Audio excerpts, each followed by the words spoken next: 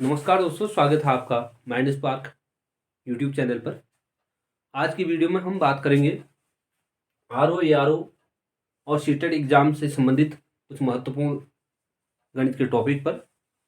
आज का हमारा टॉपिक है गुणनखंड और गुणज, और इसके बाद हम एलसीएम भी इसमें इंक्लूड करेंगे। तो सबसे पहले हम बात करेंगे गुणनखंड होता क्या है। गुणनखंड किसी भी संख्या को, जो संख्या ये पूरी तरह से विभाजित करती है, उसका गुणनखंड कहलाती है। गुणनखंड का मतलब है कि हम जिन संख्याओं से किसी संख्या को भाग देते हैं, यदि वो पूरी तरह से विभाजित हो जाता है तो उसके गुणनखंड कहलाएंगे। जैसे मान लीजिए 6 के गुणनखंड, 6 के गुणनखंड वही संख्याएं होंगी जो 6 को पूरी तरह से क्या करेंगे, विभाजित करेंगे, अर्थात शेषफल 0 रहेगा। और एक ऐसी संख्या 1 जो सबका गुणनखंड होता है, यानी हर किसी संख्या को पूरी तरह से विभाजित करता है। तो एक तो 1 से जाएगा पूरी तरह से भाग, एक 2 से जाएगा 3 टाइम, और 3 से 2 टाइम, और से एक 6। देखिए 6 में 1 से, 2 से, 3 से और 6 से पूरी तरह से भाग जाता है। इससे यह प्रतीत होता है कि किसी भी संख्या के कम से कम 2 गुणनखंड जरूर होते हैं। एक तो वही संख्या, दूसरी 1। ठीक, तो इस प्रकार से 6 के गुणनखंड 1, 2, 3 और 6। अगला लेते हैं, मान लीजिए 15 के गुणनखंड ज्ञात करने हैं। तो 15 को पूरी तरह से विभाजित करने वाली संख्या 1 से पूरी बार भाग जाएगा, 2 से नहीं जाएगा, किनारे पे 5 है, 3 से जाएगा, 5 से जाएगा, 5 या 15, 3 पंचे 15 और 15 कम 15, तो इसके भी 4 गुणनखंड है। अगला देते हैं 20 के गुणनखंड देखते हैं। 20 में 1 का भाग भी पूरी तरह जाता है, किनारे पे शून्य इकाई में, 2 से भी जाएगा 10 बार, 3 से नहीं जाएगा, 4 से जाएगा 5 बार, 5 से 4 बार, 6 से नहीं जाता, 7 से नहीं, 8 से नहीं जाएगा, 9 से, 10 से, 10 गुना 20 और 20 कम 20। ठीक, तो इस प्रकार से 20 के गुणनखंड हो गए।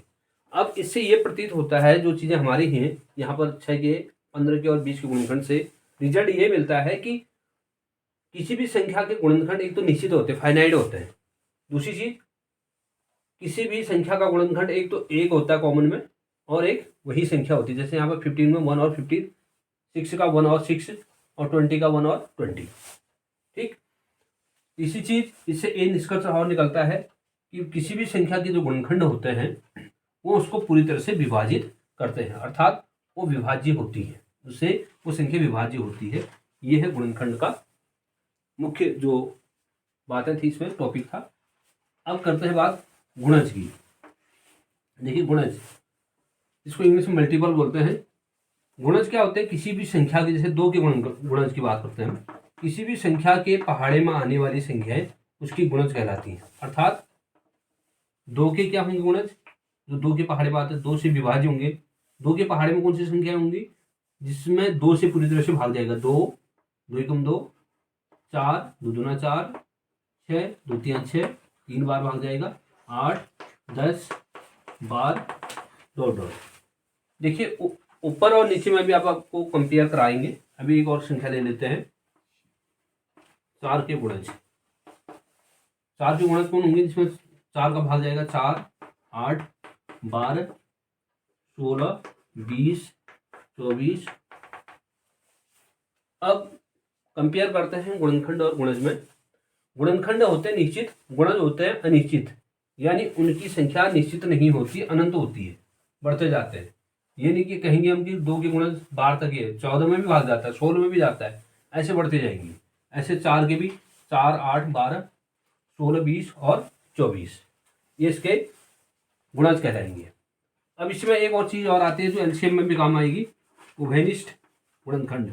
उभयनिष्ठ यानी कॉमन, उभयनिष्ठ गुणज। पहले गुणज की बात कर रहा हूँ, गुणनखंड में भी ले लेंगे। उभयनिष्ठ का मतलब जैसे 4 और 2 के गुणज में उभयनिष्ठ जो दोनों में है। देखिए 4 है, यहाँ भी 4 है, अगला 8 है, 8 है, 12, 12। इसमें होता क्या है, यदि हम पहला वाला पता चल जाए बाकी उसका पहाड़ा होगा। 4 पता चल गया, दोनों में पहला कॉमन जो गुणज है, तो बाकी क्या होंगे, इसके ही पहाड़े होंगे। 4, 8, 12, 16 ऐसे होंगे, इसके उभयनिष्ठ गुणज कहलाएंगे। एलसीएम निकालने में उस वक्त ये काम आएंगे।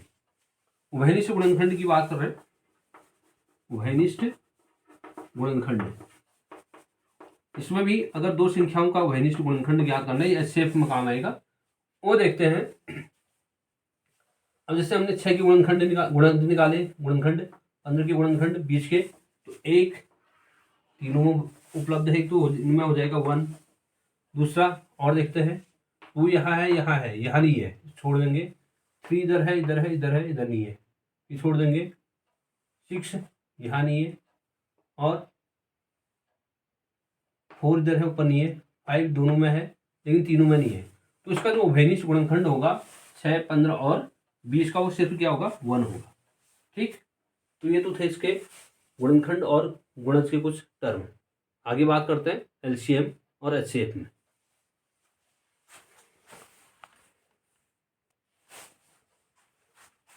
दोस्तों अब देखते हैं एलसीएम। एलसीएम होता क्या है, इसकी परिभाषा आपको बताऊं। इसका अगर हम विस्तारित रूप देखें तो लॉसो का बोलते हैं लघुत्तम समापवर्त है, और इंग्लिश में बोलते हैं लीस्ट कॉमन मल्टीपल। देखिए अभी हमने उभयनिष्ठ गुणनखंड की बात की थी, गुणज की बात की थी, उभयनिष्ठ गुणज, तो उनमें सबसे कम वाला जो उभयनिष्ठ गुणनखंड गुणज होगा दो संख्याओं में, वही एलसीएम कहलाएगा। जैसे देख लेते हैं, 2 के गुणज, इसको हम ऐसे समझेंगे, 2 के गुणज यानी 2 का पहाड़े में आने वाली संख्या, 2, 4, 6, 8, 10, 12 डॉट डॉट डॉट, और भी है 3 के गुणज, 3 के गुणज जो 3 के पहाड़े में आते हैं, 3 के मल्टीपल, 3, 6, 9, 12, 15, 18 डॉट डॉट डॉट। अब देखेंगे इसमें उभयनिष्ठ गुणज, उभयनिष्ठ गुणज, उभयनिष्ठ गुणज कौन कौन से हो जाएंगे। देखिए 2 ऊपर है, नीचे नहीं है, 4 ऊपर है, नीचे नहीं है, 3 नीचे है, ऊपर नहीं है।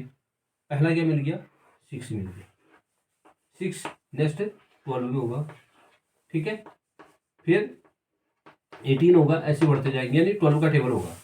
तो इनमें से जो कॉमन गुणज है, उभयनिष्ठ गुणज है, इनमें से सबसे छोटा, स्मॉलेस्ट, सबसे छोटा जो गुणज होगा दी हुई संख्याओं के उभयनिष्ठ गुणज में, वही क्या कहलाएगा, एलसीएम कहलाएगा। तो इन अगर हम 2 और 3 का एलसीएम ज्ञात करना होता तो क्या आता, 6 आता। तो इसके भी मेथड आपको बताएंगे कैसे निकालेंगे। 2 विधियां होंगी, एक होगी गुणनखंड विधि और एक होगी भाग विधि। ठीक, तो इन विधियों का प्रयोग करके क्वेश्चन सॉल्व किए जाते हैं। अब बात करते हैं एचसीएफ की, हाईएस्ट कॉमन फैक्टर। दी हुई संख्याओं का एचसीएफ निकालना भी आ सकता है, एलसीएम निकालना भी आ सकता है, या इसके एप्लीकेशन आ सकते हैं, यानी अनुप्रयोग आ सकते हैं। वो हम इस वीडियो में और इसके बाद की वीडियो में मैं कर क्या रहा हूँ, आजकल पहले टॉपिक को क्लियर करा रहा हूँ, उसके बाद उसमें कुछ क्वेश्चन ले रहा हूँ, फिर सेकंड वीडियो में पूरे क्वेश्चन ही क्वेश्चन ले रहा हूँ। उम्मीद है आप लोगों को मेरा ये प्रयास पसंद आ रहा होगा। आप चैनल पे नए हैं तो चैनल को प्लीज़ जरूर सब्सक्राइब करें, अधिक से अधिक उसमें शेयर करें, लाइक करें और कमेंट करें। लेकिन अभी तक आप लोगों के कमेंट दिखने में नहीं मिल रहे, इससे हम लोगों को भी मोटिवेशन मिलता है किसी काम को करने के लिए। अब देखते हैं हाईएस्ट कॉमन फैक्टर एचसीएफ, जिसको मौसो कहा जाता है, महत्तम समापवर्तक। वो समापवर्तित है, समापवर्तक था, यानी इसमें होता क्या है, जैसे हम एफ से चल रहा factor, H for highest, C for common, F for factor, highest common factor, यानी उच्च उभयनिष्ठ गुणनखंड इसको कह सकते हैं।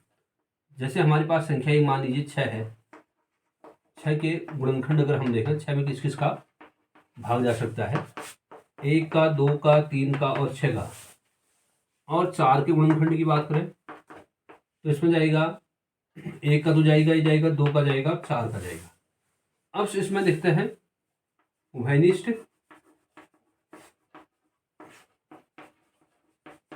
गुणनखंड। देखिए दोनों में 1 है, दोनों में 2 है, ठीक।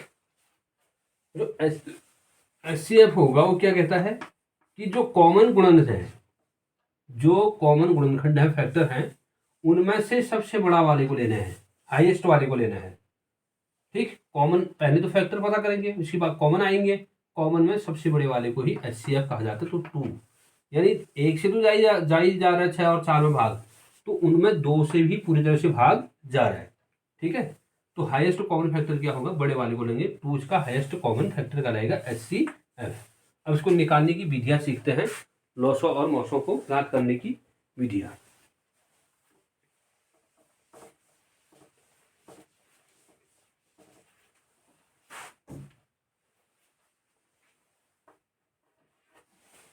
प्रश्न है 6, 8 बार का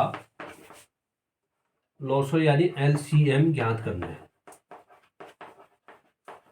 ठीक है, इसका लॉसो क्या होगा। ठीक,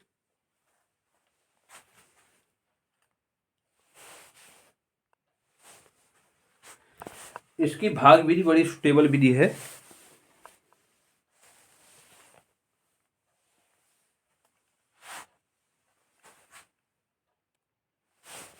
भाग भी देखते हैं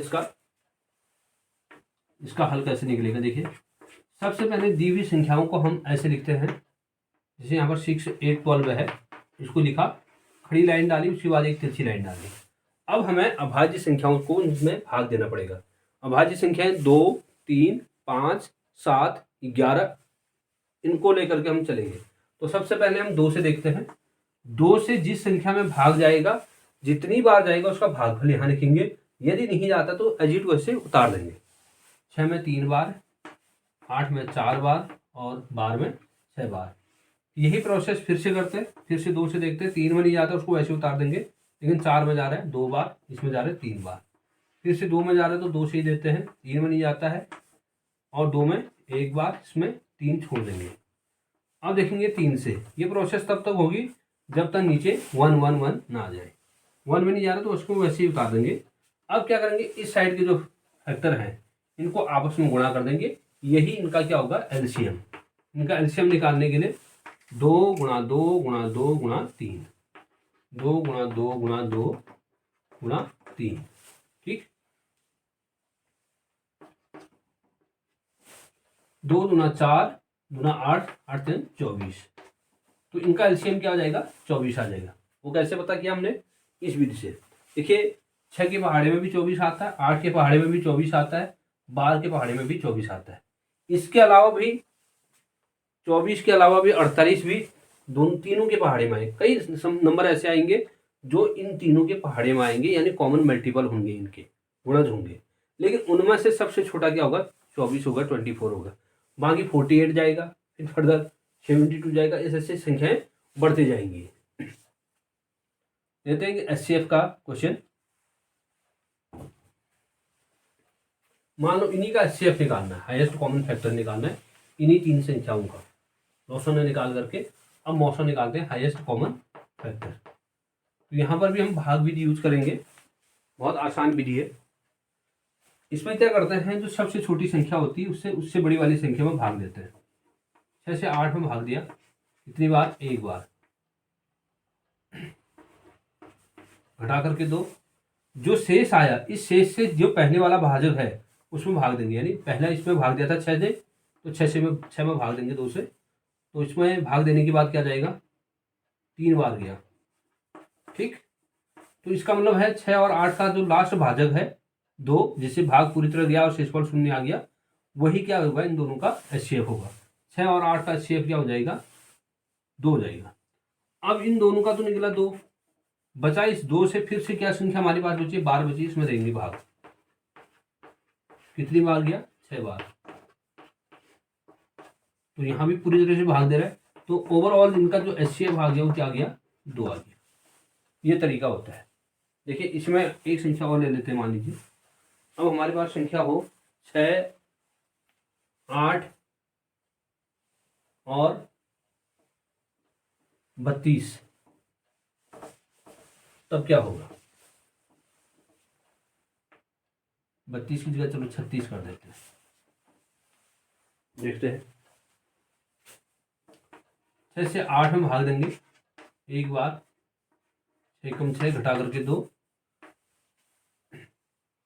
2 से 6 में देंगे फिर से 3 बार गया, कुछ नहीं बचा। 6 और 8 का शेप भागे भी 2, क्या ये 2 ही इनका शेप है या नहीं है चेक करते हैं। 2 से गया 36 में,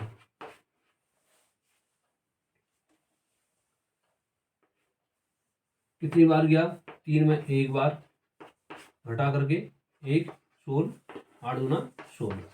तो यहाँ पर भी लकीली 2 से पूरी शेप भाग जा रहा है, तो इसका शेप क्या हो जाएगा 2 हो जाएगा। ठीक, तो ये तो सामान्य क्वेश्चन है, इनकी आने उतनी संभावना नहीं बनती जहां तक मुझे लगता है, लेकिन इससे बेस क्लियर होगा। अब आने वाले जो क्वेश्चन मैं इसमें रख रहा हूं उनकी आने की संभावना बहुत ज्यादा बनती है। ये तो बहुत बेस था इसका।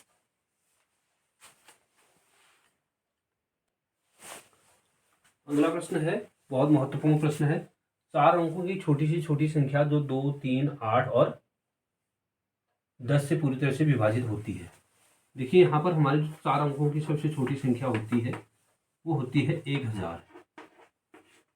ठीक, लेकिन हमें ये एग्जैक्टली पता नहीं है कि वो 1000 2 या 3 या 8 या 10 से पूरी तरह से विभाज्य होगी।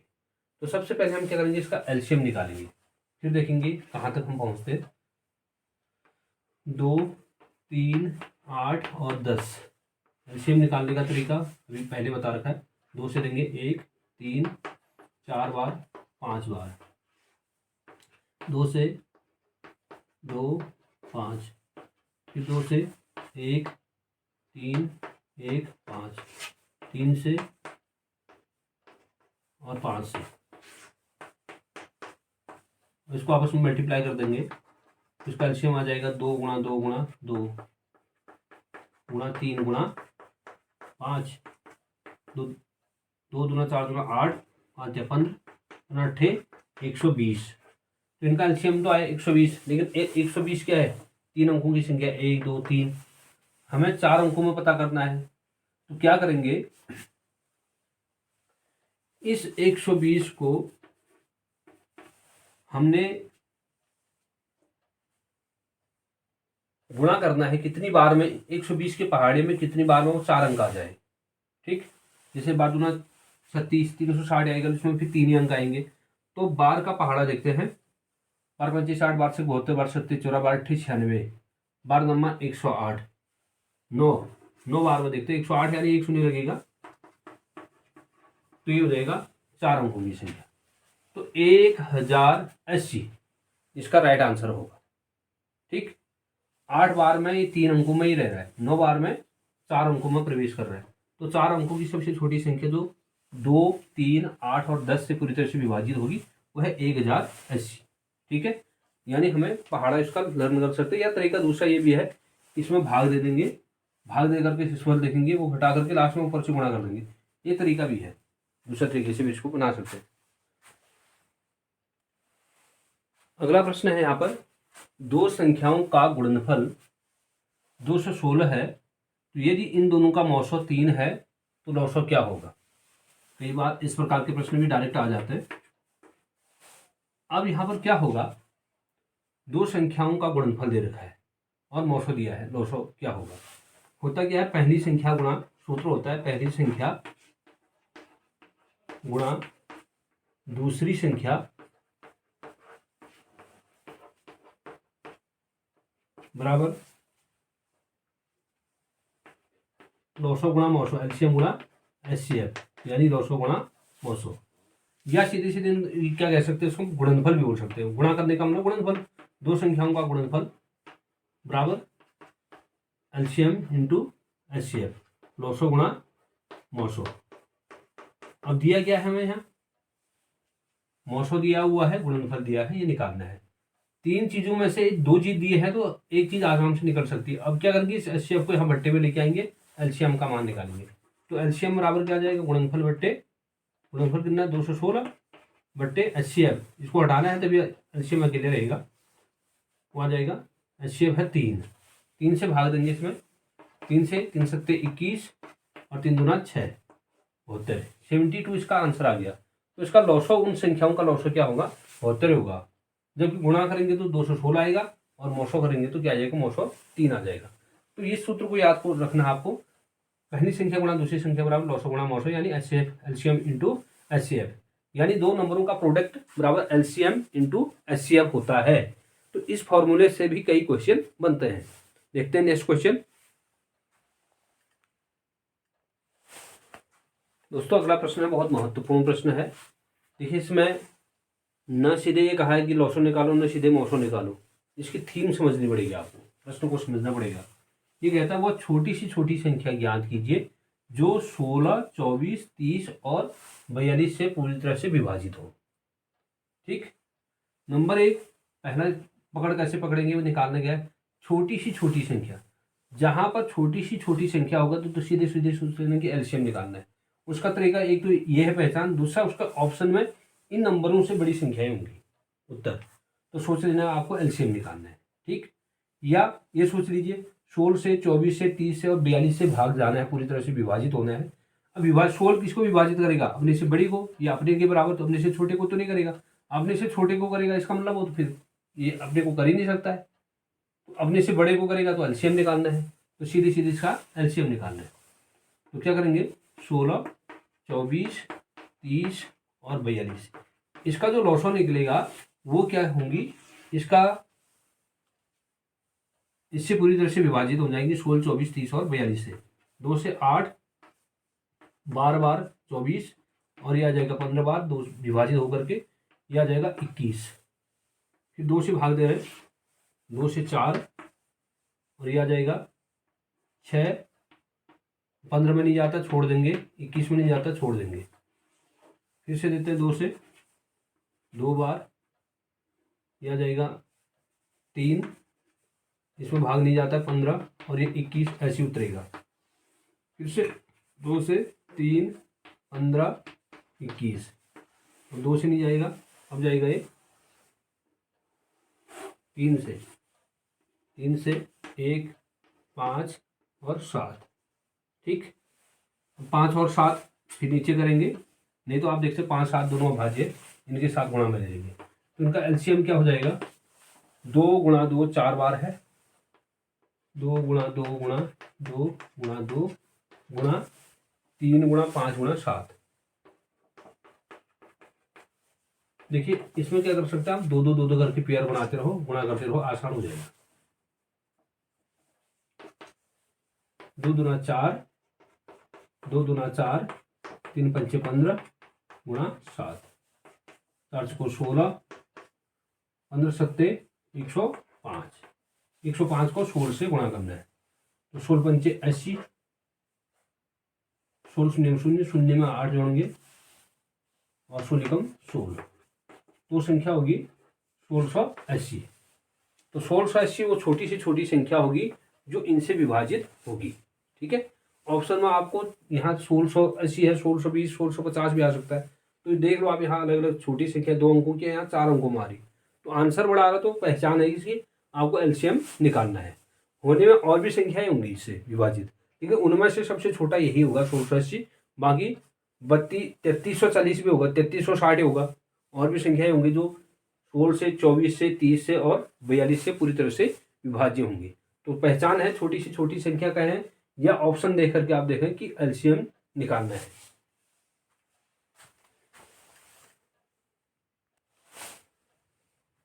दोस्तों अगला प्रश्न है 25 की घात 3, 25 की घात 5 और 25 की घात 7 का लौसा क्या होगा। इनका लौसो क्या होगा।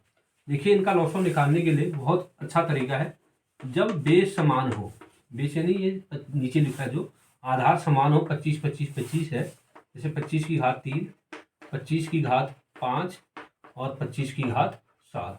इसमें आधार क्या है, तीनों का समान है, आधार नीचे वाली संख्या को बोलते हैं 25, और घात क्या है, अलग अलग है, पहले की घात 3 है, दूसरी की घात 5 है और तीसरी की घात 7 है। अब निकालना क्या है, लौसो निकालना है, एलसीएम निकालना है। तो क्या होता है, जो सबसे बड़ी घात वाली संख्या होती है, सबसे बड़ा घात यहाँ 7 है, तो 25 की घात 7, 25 की घात 7 क्या होगी, इसकी लौसो होगा। ठीक है, इसी के अंदर 25 की घात 3 भी होगा, इसी के अंदर 25 की घात 5 भी होगा, तो सबसे बड़ी घात क्या है, 25 की घात 7। जब घात वाले प्रश्न आएंगे अगर उसका आधार समान है, तो सबसे बड़ी घात वाली संख्या ही क्या होगा, इनका लौसो होगा।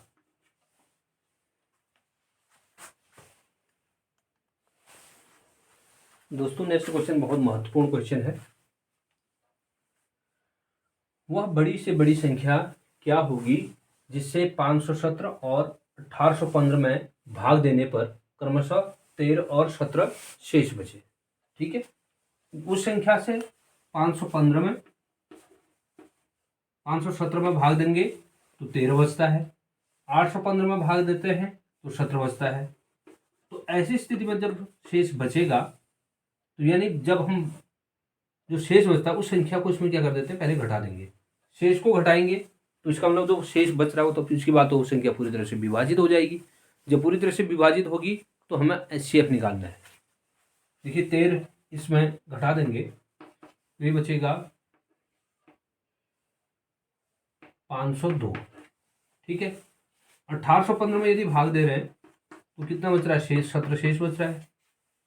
15 में से 7 8, यहाँ 0 10 9 और ये रह गया 7, 798। तो 798 और 507 ये संख्या पूरी तरह से क्या होंगी, विभाजित होंगी। इसका मतलब हमें HCF निकालना है, हाईएस्ट कॉमन फैक्टर निकालना है। तो क्या करेंगे, 502 से 798 को पूरी तरह से भाग देने के लिए प्रक्रिया करते हैं। देखिए जाता नहीं जाता है तो फिर HCF के लिए वही फर्दर जो कोशिश कर रहे थे वही करेंगे। एक बार भाग दिया तो 502 घटा करके 296 आ गया। फिर से 296 से 502 में भाग देंगे, क्योंकि 250 का दुगना 500 होता है तो ज़्यादा में 500 से ज़्यादा हो जाएगा तो एक ही बार देंगे। 296 फिर से घटा करके 12 में से 6 6, यहाँ रहा 9, 9 में से 9 0, यहाँ रहा 4, 206 आ गया। 206 से फिर से भाग देंगे इसमें 296 में, एक बार घटा करके आ जाएगा 96। ठीक, 90 आ जाएगा। अब देखिए 90 से फिर से भाग जिसमें देना है 206 में, 9 दूना 18 यानी 180 घटा करके ये आ गया 26। 26 से फिर से 90 में भाग देंगे, 4 बार में ज़्यादा हो जाएगा, 3 बार देखते हैं। 17 18 1 7 घटाने के बाद आ गया 2, यहाँ रहा 8, 8 में से 12, 12 से फिर से 26 में भाग देंगे, 12 दूना 24 घटा करके कितना आ गया, 2 आ गया। ठीक, 2 से भाग देंगे 12 में तो ये चला जाएगा, 2 से 12 में भाग देंगे 6 बार। ठीक, तो इस प्रकार से तो संख्या 2 होगी जिससे इसको हम पूरी तरह से भाग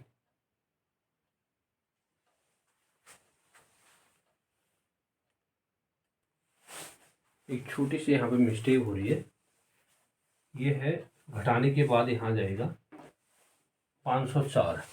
ठीक है, चलो कोई नहीं, इसको इसी प्रोसेस से ठीक करेंगे और इसका जो लास्ट आंसर आएगा बच्चों वो आ जाएगा 42। इसको आप सॉल्व करेंगे, 504 से 798 में भाग दे देंगे, फिर शेष बचेगा, फिर से भाग देंगे। ये प्रोसेस करने के बाद लास्ट में 42 आएगा इसका राइट आंसर। ठीक है, तो इस प्रकार के कई क्वेश्चन आते हैं जो एग्जाम की दृष्टि से काफ़ी महत्वपूर्ण है। लिटिल बिट यहाँ पर थोड़ा मिस्टेक हो गई थी, आप इसको ठीक कर लीजिएगा। ठीक, तो हम कोशिश करें थोड़ा इस चीज़ का ध्यान रखना पड़ेगा कि गलती न हो। ठीक है, तो लेते हैं नेक्स्ट टॉपिक में आपके साथ कुछ और महत्वपूर्ण प्रश्नों को बनाएंगे जिसमें हम देखेंगे मैथ के उन क्वेश्चनों को जो आने की संभावना बनती है। Thank you.